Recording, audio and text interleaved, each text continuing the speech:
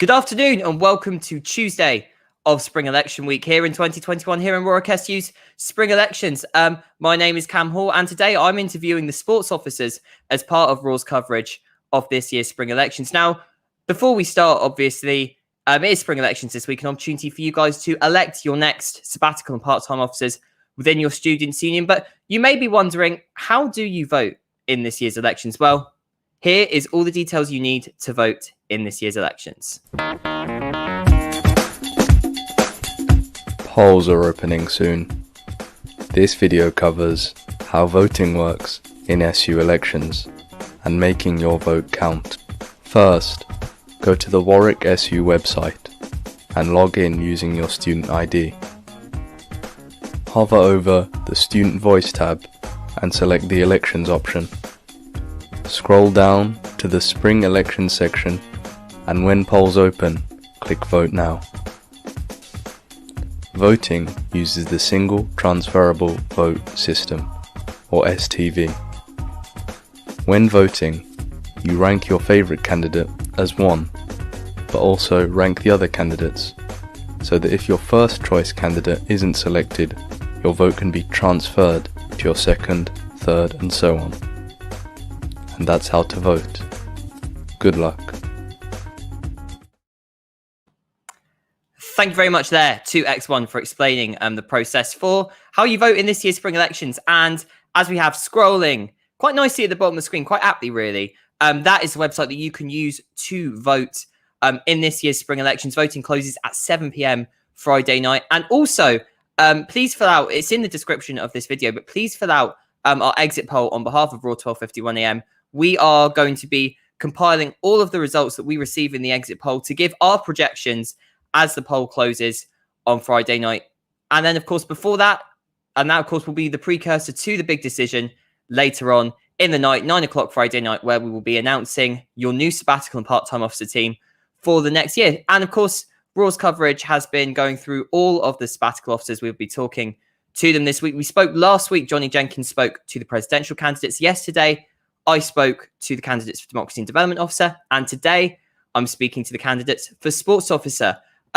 So let's introduce them and get them quickly to introduce themselves and get them to talk about their key policies and their relevant experience for the role. So firstly, we have Viditi Bhatia.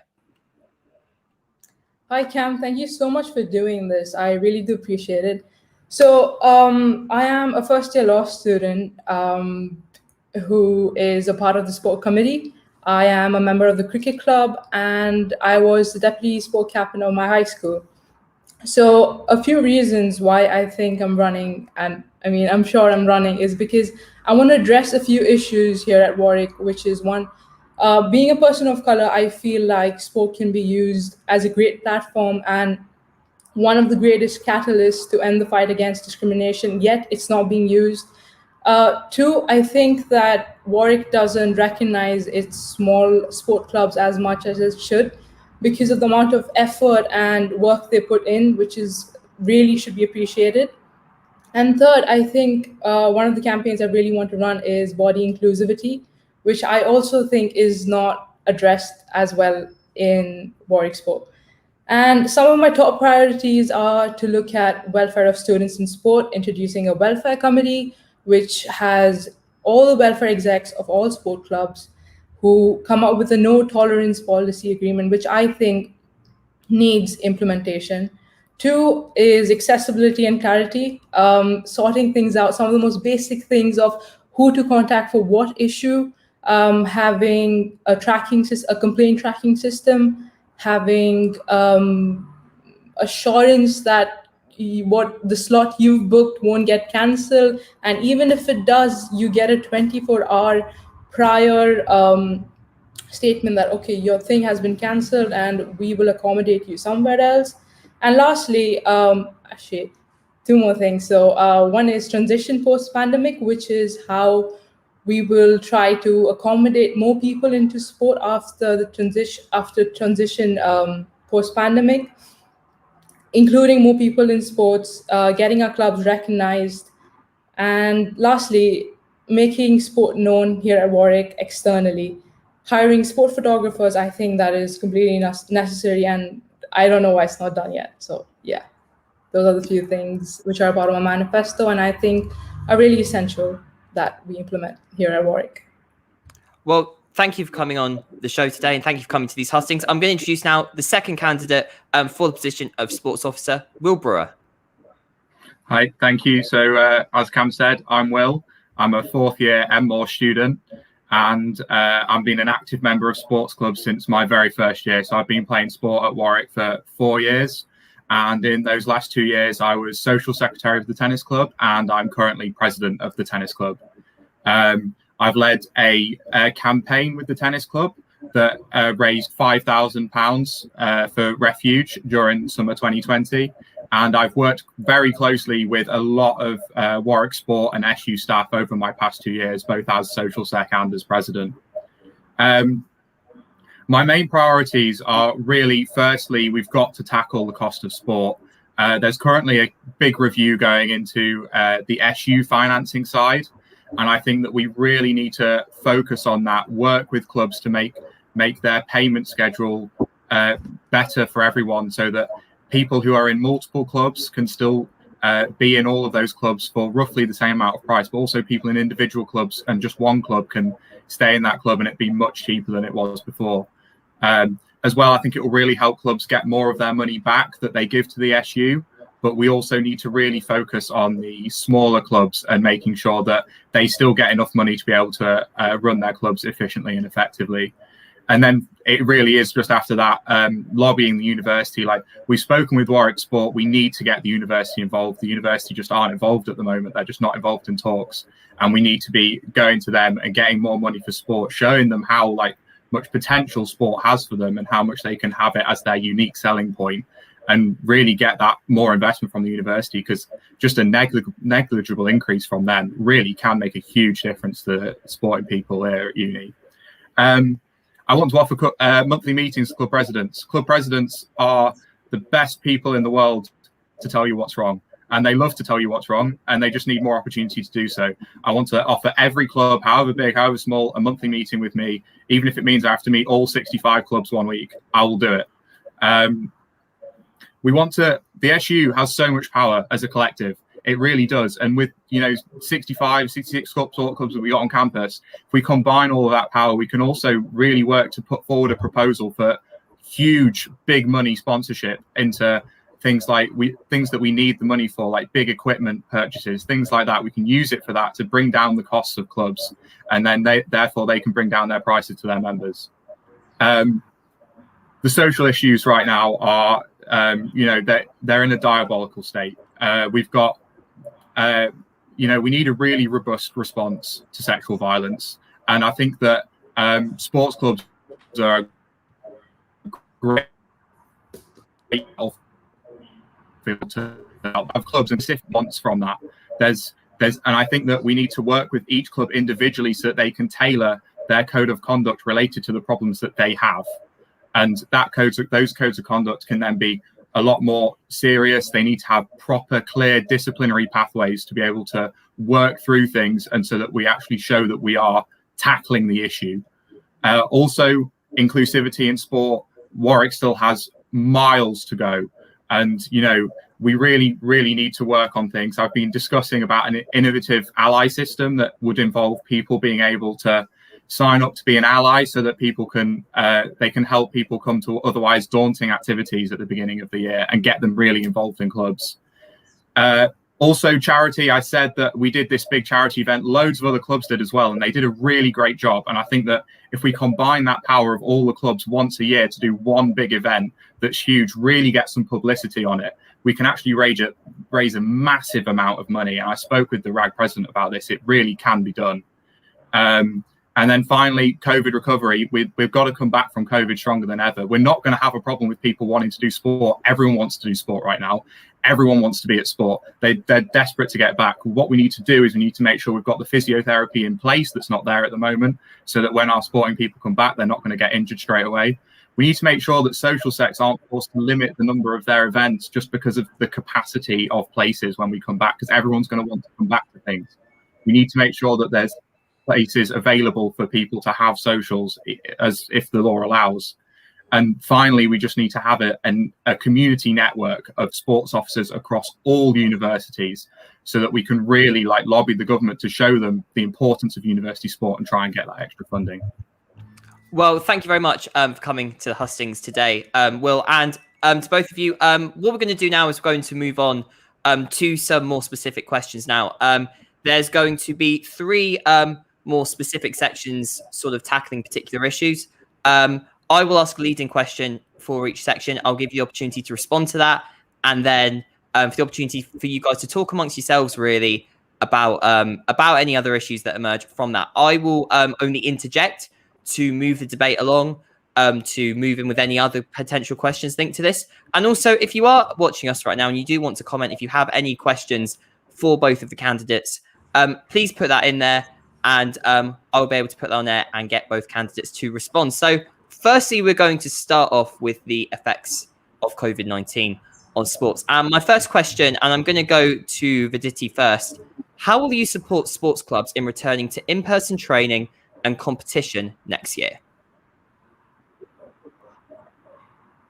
Right. So I think the impact of COVID is going to be a massive one, and we need to tackle it in a way that leaves a positive impact on all our sport clubs equally.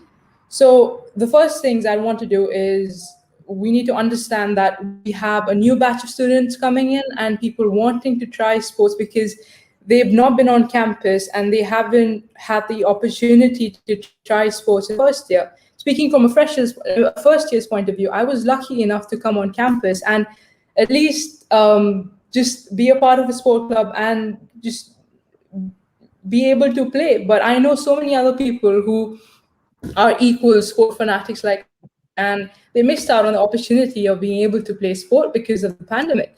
So that is something that we need to address. And the way I want to tackle this is by having much more taster sessions. So not only a weekly taster session, but extending it longer than a week and having it every term. So encourage memberships, then have regular check-in with club presidents to see if they're all right, if things are working out for them, if they're ready for training, if there's cooperation from both ends, from Warwick Sport, from the SU.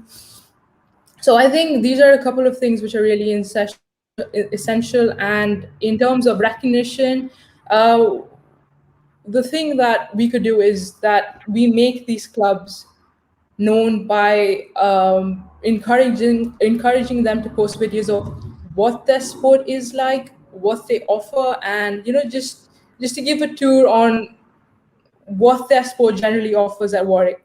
So that would give newcomers a taste of what sport is like at Warwick. Then I wanted to introduce something known as fan clubs, which essentially is that you can talk to someone who is interested in the same sport. Let it be if you like the same player, if you like something about the sport that you just connect on. So having a platform where you can just talk to someone about a sport you mutually connect to would encourage people to join sport at Warwick post the pandemic. And yeah, I know there have been quite a few issues addressed when I reached out to presidents just to find out how their clubs managed during the whole pandemic situation. So I understand transport is an issue. I understand they didn't get enough places, and the pre-booking system was a bit of a mess. So addressing all of these has to be priority. So yeah. Okay, and the same question now to you, Will. Yeah, so there's lots of things that need to be worked on ready for when we come back to sport. Like I previously said, we need to make sure that we've got a fully working physiotherapy department and that it is accessible to our high-level athletes that really are they're going to need it because they've been out of sport for so long and injuries are going to be rife all the way through. Also, Viditi mentioned transport. I actually brought up the topic of transport to Charlotte, and I spoke with her a lot about it. Transport really needs to be in place because the university, what's happened is they've taken it away from us because it was getting too expensive. And now we need to actually have something in place. We've not required it this year because COVID's been happening, but we really need to have something in place for transport. Yes, for our Bucks matches, but luckily there's quite a lot of funding for Bucks things, but really for clubs that, you know, don't need their transport for other things that are not Bucks related as well. We need to find cheap transport solutions. One of the ways that I've thought we can tackle this is with having incentives for people to have their cars on campus. For instance, offering people to be club drivers, and then they get obviously paid their petrol money, but they also get, say, free parking on campus, maybe a little bit extra on the petrol money, just to incentivize them to drive, because it will be so much cheaper doing that than actually hiring drivers for minibuses to take people places. I think that there's, you know, a lot of talk about, you know, getting people back in and everything, and taster sessions. And, you know, personally, like, I know that taster sessions every year have been run in term 1 and term 2. Lots of clubs are happy to run taster sessions at the beginning. And I know that presidents and everything are welcoming throughout their time as well. Like, you know, if someone wants to join a club midway through, the presidents are more than happy to, you know, introduce them to people, get them in and starting in the club. Then I don't think that we're going to have a problem with people being interested in sport. I think, don't get me wrong, I think we need to promote it heavily. We need to, like, get everything that every club is doing, all of the great things that they're doing, they need to be plastered everywhere so that everybody knows to go. But, you know, I think everybody will want to go. Everyone is desperate to get outside and play sport right now. And I really think that it is just important then to just show what the clubs are doing, because I know that, you know, the support will be there from the sports officer. They are happy to help club presidents in anything that they want, and club presidents know how to run their club. They know what they need, they know what to put on, and they'll want to get loads of members back in their club, because more members means more money. And you know, I really think it is working with them to create, you know, a really good, happy atmosphere that everyone can join in and get involved in, making sure that capacity is not an issue. The booking system, it was terrible last year. It didn't work. And realistically, the ways to fix all of the problems that we had last year is just communication. You know, Warwick Sport need to have their staff back. You know, there was a lot of staff on furlough not dealing with the problems. We need to get the staff back. We need to have a tracking system so that people are able to see, you know, whether their problem's being dealt with currently, when it's going to get dealt with by, and so that people really understand and get to know. And as well, a lot of presidents, they just want, you know, a bit of respect as well from a lot of the staff. You know, a lot of presidents often just feel like they're just the complainers. And realistically, they need to be seen as people trying to actually fix and make their club much better. And I know that they can do it. And, you know, I trust them to put on great events. And then it's just supporting them through that. And as well, one of my final points in my manifesto was about having a Warwick, you know, a sporting website for all the clubs. And on that, we can show live streams of their matches. We can show their books results. And, you know, everything, all of the great achievements that our clubs have got can all go on that website. Everyone can see it. Everyone can see what's going on. And, you know, we can really promote through that. Can I just draw now more specifically on the issue of Bucks and the performance teams? Obviously here at Warwick, and it's obviously a big part of our sporting culture here at Warwick, the success of our performance teams and Bucks. So can I ask you both, I'm going to come to Will first this time. How will you specifically support performance teams in returning fully to Bucks competition next year? So the support for the performance teams is obviously like one of the really top priorities. But I think that we also need to be very understanding. So there's, you know, there's all these KPI trackers and everything like that presidents and captains have to fill out. And, you know, we can't expect when they come back that everyone is going to be as great as they were previously. We can't expect that. And, you know, especially in terms of the different brackets of performance sport, we can't be like moving people down brackets in performance sport, because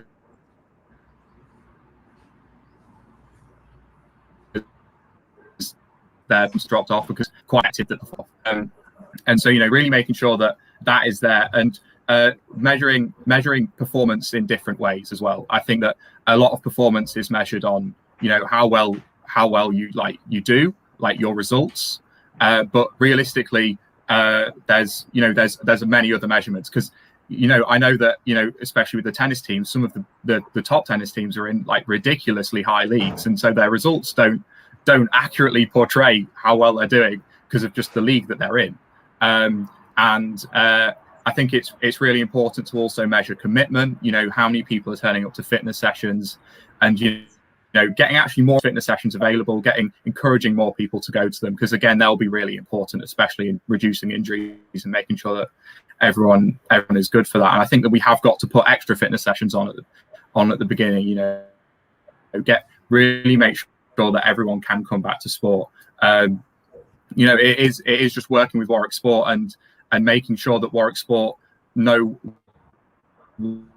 what the needs of. There's such a range of needs on the book side of things from different clubs, and you've got to really have club specific goals for each individual club. And again, I've got to go back to it. It is the biggest problem here is money. Whenever we can't get something that we want, it's usually because of money. And I think going to the university, working with the DDO, trying to get on those really important finance meetings to say, like, look, we are a really great sporting uni. We are really renowned as a sporting uni. We can be more, we can be better. And saying, like, look, we are going to need more money in this area, and we're going to need more money in that area, and you do need to provide it, because otherwise it's just not going to be there. We're going to be forced to pick and choose between things that we need both of. So yeah, no, I really think that the best way to support our Bucks teams and everything is making sure that the money's available for them to get the services that they need from Performance Sport and Warwick Sport. Okay, and Viditi, the same question to you. How will you specifically help performance teams return to Bucks? Right. So I understand there's a huge deal of uncertainty when it comes to Bucks and the other local competitions we usually have.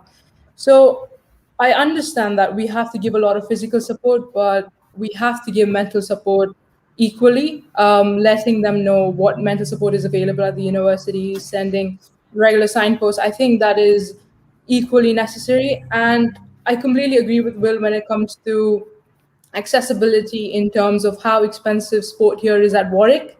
I think it's been a long-standing battle with every sport officer. I've gone to the extent of speaking to Balraj with it, who was a 2018 sport officer. So it is a long-standing battle which has existed. So I think having it can't be solved overnight. It's impossible that it's solved overnight. So having an incremental process of addressing these issues, just sitting down and breaking down the costs to understand where our money goes for what. So I think that is really essential when it comes to the factors of competition at big scale levels. Okay, we're going to move on now in the interest of time, and we're going to move on now to talk about accessibility and inclusivity. And there's 3 questions I'd like to ask you with regards to this section. And if we just, in the interest of time, if we can keep our answers as concise as possible, that would be fantastic. So firstly, with regards to financial accessibility to many students, are you intending to make any changes to the Warwick Sport fees /membership to make it more accessible for students? So Viditi, I'm going to start off with you this time. Yeah, definitely. I think that this problem is long-standing, and as I mentioned earlier, it needs to be addressed. It needs to really be addressed, because some people, no matter how good they are, they can't access sports because of how expensive it is, and that's not fair. So we need to look in it in terms of breaking things down. You can't just show up at a meeting and be like, please, we need to, you have to have consecutive meetings and discuss what is wrong. Why aren't you reducing the prices? Where is the money going? £33, £66. Where are these funds going? We want to know, how can we cut it? Let's get sponsorship. So how do we break this down? We need to figure a way out to include everyone. So that is, I think, a long-standing issue, and definitely I will address it. Okay, Will, same question to you. Are you intending to make any changes to the Warwick Sport fee /membership to make it more accessible for students? So Warwick Sport would probably be more than happy to tell you that I've actually been fighting this for 2 years already. I've been really involved in a lot of the meetings. And, you know, I hear visitors keep talking about breaking things down. And being a president and a social sec, I can tell you I've sat in multiple sports forums where they try and, you know, break things down. They try and break down the money. They try and tell you where it's going, but they can't. You know, it's never clear where the money's going. Transparency is something that clubs want. They do want to see where that money is going, but also they want to be giving them less in the first place. And like, you know, there's breaking things down is good and it is useful, but quite frankly, it's not been working. It's already happening. We really just at this point we need to have a proposal to the university. And the reason that sports finance is just being sort of destroyed as we've gone along. I mean, I remember like it's gone up every year that I've been here. I've paid more and more money every year. And the reason it's happening is because sports officers aren't being allowed on these finance meetings that are happening with the DDO. The last person to be on it was actually Bal. So Charlotte has never been invited to one. And we need to have that platform to be able to put forward, you know, the ideas that we have, the ways that we can tackle it. And realistically, the money that we pay in the club pass is so insignificant in compared to the money that the uni already put into Warwick Sport. And quite frankly, if they just increase it by like the tiniest of percentages, the fair bit of that club pass can just disappear. It can just go, and it doesn't need to be there. And they keep saying to us, they have, oh, it's just £3 a week, it's just £4 a week. It's not.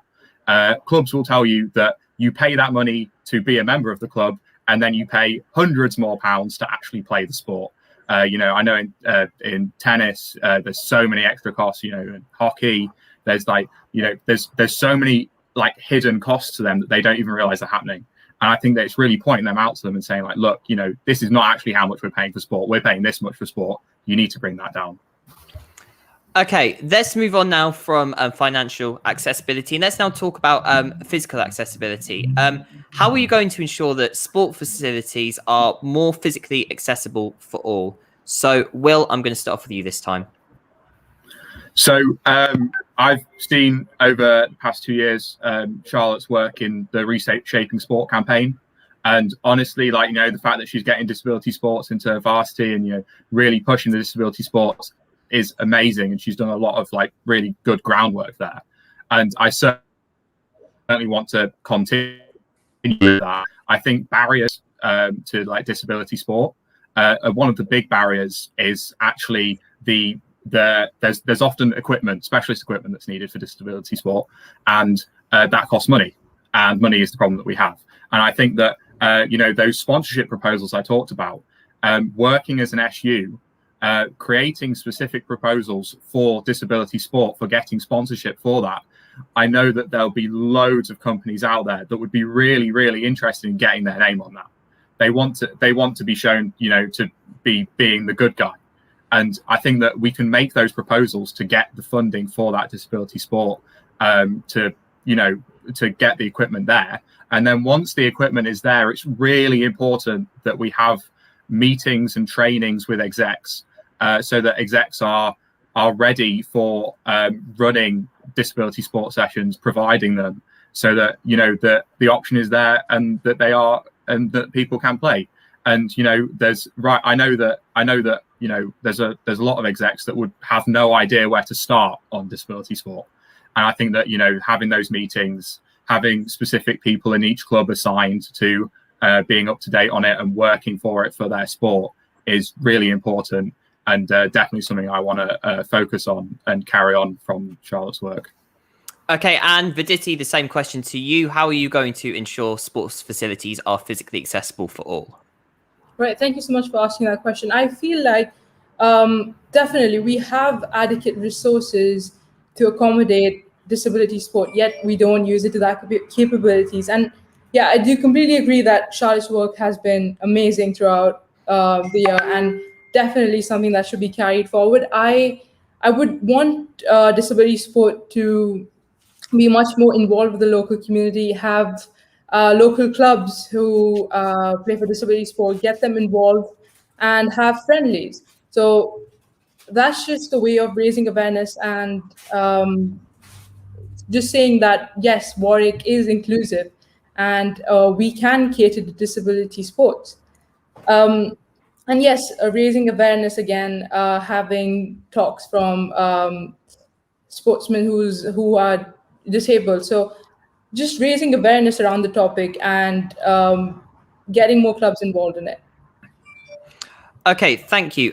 Just one last question in this section. How will you make sport at Warwick more inclusive, particularly focusing upon marginalised students? So, Viditi, I'm going to start off with you this time. Yeah, definitely. I think inclusivity is an issue and we need to get things down on paper. So introducing a welfare committee would really help that, because they know the best for their club and what the current issues of welfare are. So having a no tolerance policy agreement, giving clarity on what is and what is not acceptable, and giving them constant amount of training, welfare execs, not just the welfare execs, but the whole exec. So that really helps in just not facing issues of inclusive, because it is a matter of concern, and I think that it should be one of the most highest priorities in addressing when it comes to sport, because I think that everybody should have the right to express the joys of sport and not be excluded at any point of time. And Will, the same question to you. How will you make sport at Warwick more inclusive, especially for marginalised students? So I think that there needs to be a lot of work done, firstly, on club constitutions and codes of conduct. And we need to work with each club individually about what their problems are and getting it into their constitutions and their codes of conduct with really clear disciplinary pathways. I know that as president, I've had to deal with some issues that, quite frankly, there was no pathway for me to follow. I had no idea. I had no idea what to do. And I had to work with Charlotte about things to do, and it's just not clear at the moment. And I think that we really need to work with clubs on getting those important aspects of constitutions in there, because it's sort of there, but it's not clear enough. And a lot of clubs just use the standard constitution; they don't adapt it to their own needs and wants. So, firstly, that needs to be there just to show people that clubs are inclusive and they do have those beliefs. And then, secondly, it's there's so many things that are like daunting to marginalized communities about coming to sport, about just coming to that very first taster session. It can just be really scary, and quite frankly, we need to make it not. And so one of my innovative schemes that I've thought of that I plan to work with the part-time officers, liberation part-time officers on, is this ally system that really where people can sign up to be an ally, and then people can, that are worried about coming to a taster session, can talk to them about it and discuss with them and have a conversation with them out before they go. And if they really want, ask them to come with them, and support them during session, just so that they have someone that they know already going. And I really think that can help. And it's not a done and dusted scheme right now. It needs a lot of work on it. It's not. No other universities are doing anything like this. Marginalized communities in sport is a massive problem, and we need to be the first to do it. But if we're the first to do it, there's going to be some teething problems. But if we work together, we really can make a difference, and hopefully have a system set up in place that shows that we're not just, we really are inclusive to everyone in every club. We're going to move on now to our final section, and before I do, I'd just like to start off with a quick content warning that we will be discussing sexual violence in this final question. Can I ask both candidates, how will you ensure that both members and execs of sports clubs are better at tackling and preventing sexual violence? Will, I'm going to start off with you. Okay, so first of all, it needs to be absolutely solidly clear, like I said, of the disciplinary pathways. If something happens, there needs to be a clear line of this is what happens when that happens, because there's things are getting reported, but nothing is being done about them. And it's things more needs to be done when something is reported in order for more people to report what's happening. And we know it's a massive problem at Warwick. And, I think that firstly, execs need to be much better trained on the issue. But I think that the training, quite often they focus on the welfare officer. The welfare officer is often quite trained. But the problem is that it's not the welfare officer that's always there in those situations. I think that there needs to be more wider training for all execs, especially social secs. Social secs are involved in running a lot of the events where things happen. And the social secs need to know what to look out for. They need to know how to run their events so that it's safer for everyone. And, they need to be more aware. The social sec training just needs to be there. And it does need to be a much more wider training and a lot more zero tolerance policy in clubs. There's a lot of, there's a lot of talk as well. And I think that there's a lot of studies that show things that are said that are definitely wrong. The majority of the group think that is wrong, but no one ever speaks out and says anything. And we need to really work on, telling people that, look, if you speak out and say that is wrong, then, the fact is that the majority of people are probably going to agree with you, and the person that said it is going to end up looking very stupid. And it just, that's a big study that I learned during my active bystander training, is that quite frankly, when someone says something that's bad, everyone usually thinks it's bad, and you just need one person to stand up and say that. Viditi, same question to you now. How will you ensure that members and execs of sports clubs are better at tackling and preventing sexual violence?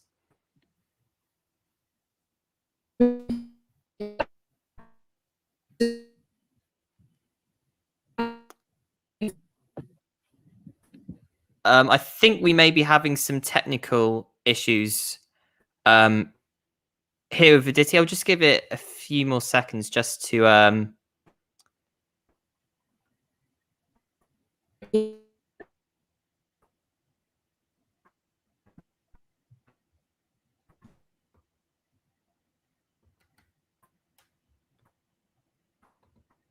It seems like Viditi's internet is breaking up at the moment. So hopefully it returns very shortly and we'll be able to put this question to her.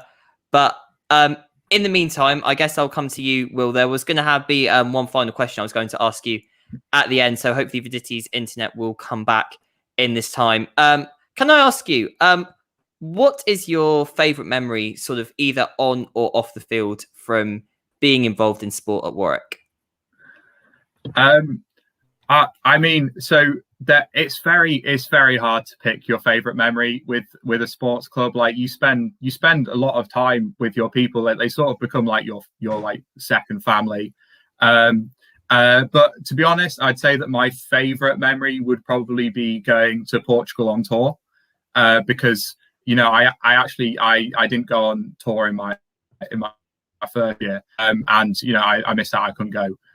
But when I went on my second year, and I went with all these people, like it really made me feel part of community, part of the sports community, and I absolutely loved it. I completely enjoyed my time. It was great. And when we came back, it was actually with me being social sec, the social sec has to organise a trip to Wimbledon every year. And unfortunately, the only day we could do it was coming back from tour. So we all had to sort of sleep in the airport for about 3 hours and then get a bus down to Wimbledon and start queuing at like 5 a.m., which sounds horrendous. But actually, it was my first visit to Wimbledon and it went really great. Had a really great day there as well. And I think that my favourite memory was probably that week going to Portugal, coming back and then being at Wimbledon for the day. Okay, thank you very much. Viditi is back now. Can you hear me? Yeah, I can. Sorry, I'm having a little bit of Wi-Fi issues. No worries. This has been the last year on Raw Wi-Fi issue, so we are used to it by now. Can I firstly go back to you with the first question? Yeah. We were talking about sexual violence earlier. How will you ensure that members and execs of sports clubs are better at tackling and preventing sexual violence? Right. So I think that we need to make it very clear that this is wrong.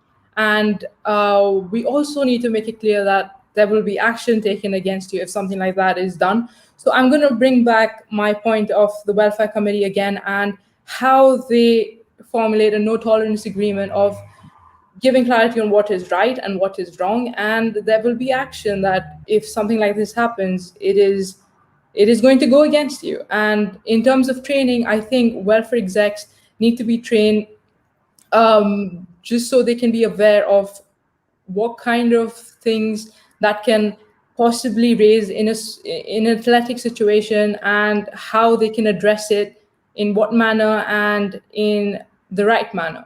So I think it is very essential that everyone gets training and things like these don't happen on campus. Okay, and finally, this was going to be a last question. So I was hopefully going to be able to ask both of you at the same time, obviously. I've asked this question to Will already. I'm going to ask it to you now. What is your favourite memory, either on or off the field, from being involved in sport at Warwick? Okay, so being an international student, going to another country is a completely different experience. And with the pandemic being around, I went completely alone. So joining a sport club, I joined the cricket club, which honestly felt like a family. I felt so included. I didn't have to act in a certain way. I didn't have to be a certain way. So I felt very included in that club, and it's the memory that I brought back home. And I think I made my dad proud, because he's a cricket fanatic, and he bought me a bat. So I think that was one of the happiest memories I have with Warwick in my first year. Well, Viditi and Will, it's been fantastic to have you come on the Hustings today. Thank you so much. Thank you. So that was Viditi Bhatia and Will Brewer, your candidates for sports officer in this year's spring elections. To cast your vote for either of them, please vote using the address in the little website ticker going along the bottom of the screen, warwicksu.com/vote. You have until 7 p.m. on Friday night to be able to cast your vote. And again, please fill out the raw exit poll once you have voted. We will release details of who we are projecting to win as soon as polls close. And also, we have much more coverage, hustings for other positions coming throughout the week. So please stay tuned for them. But finally, I've been Cam Hall. Thanks very much for watching.